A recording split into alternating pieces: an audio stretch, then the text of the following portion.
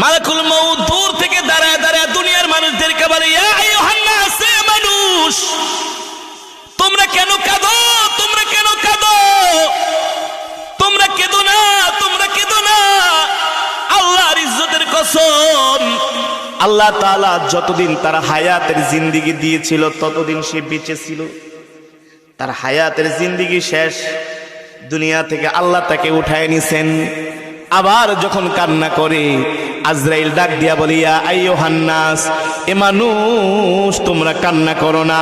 তার জন্য আল্লাহ তাআলা যতটুকুন রিজিক বরাদ্দ করেছেন ততটুকুন সে রিজিক খেয়েছে, তার একটা রিজিকও আর অবশিষ্ট নাই, তার রিজিক শেষ।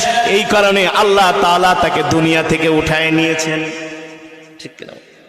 আবার মানুষ যখন কান্না করে, কবর ডাক দিয়া বলে, আজরাইল ডাক দিয়া বলে, হে দুনিয়ার মানুষ কান্না করো না, যে ইন্তেকাল করছে সে তো দুনিয়া থেকে বেঁচে গেছে।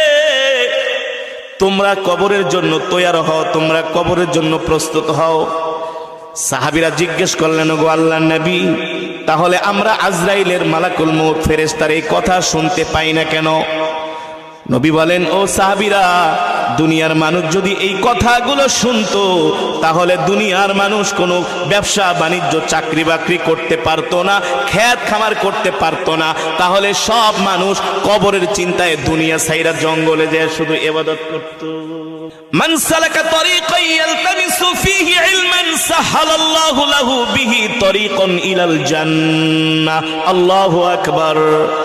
আল্লাহর নবী বলেন, আমার কোন উম্মত যদি দ্বীন শিখার জন্য, আমার কোন উম্মত যদি কোরআন শিখার জন্য, আমার কোন উম্মত যদি দ্বীনের কোন কথা শোনার জন্য ঘর থেকে বের হয়ে যায়, এ যে সে কষ্ট করে করে ঘর থেকে বের হলেন, হেঁটে হেঁটে বের হয়ে কোরআনের মজমা পর্যন্ত গেলেন, কোরআনের মাহফিল পর্যন্ত গেলেন, মাদ্রাসা পর্যন্ত গেলেন, দ্বীনি বিদ্যালয়ের ঘর পর্যন্ত গেলেন, এই যে তিনি কোরআন শেখার জন্য, দ্বীন শেখার জন্য ঘর থেকে বের হয়েছেন, এর বিনিময়ে আল্লাহ তাআলা তার জন্য জান্নাতের পথকে সহজ করে দিবেন।